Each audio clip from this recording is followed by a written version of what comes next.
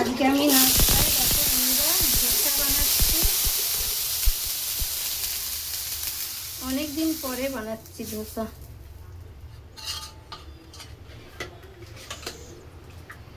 তোমরা নাস্তায় কে কি বানাচ্ছ? আমি এই যে ধোসা বানাচ্ছি, এই দেখো কতগুলো বানানো হয়ে গেছে। আমার এইটা কেন হয় না আমি জানি না, এই দেখো কেন এরকম হয়ে যায় আমি জানি না, সেই জন্য আমি এরকম করে বানাই না।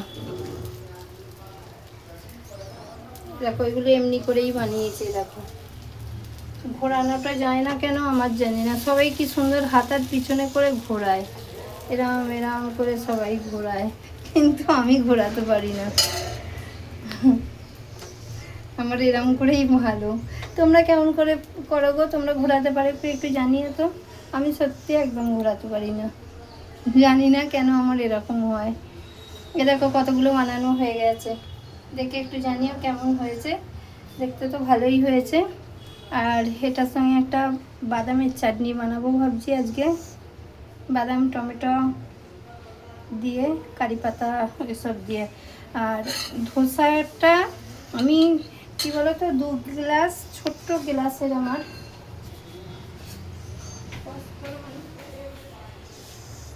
এই দেখো এই গ্লাসটার, এটা ছোট্ট গ্লাস, তোমাদের হয়তো বড় লাগছে এতে।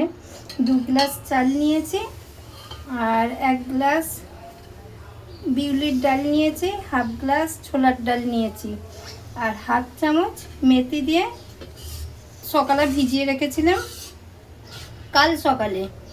আর রাত্রিরে এটা পেস্ট করে একদম ওভারনাইট পুরো বাইরে রেখে দিয়েছিলাম চাপা দিয়ে। একটা ফুলে এত হয়ে গেছে ওটা, মানে আমি যে পাত্রটা রেখেছিলাম সেটা ওভার হয়ে নিচে পড়ে গেছে, মানে ফুলে এত হয়েছে।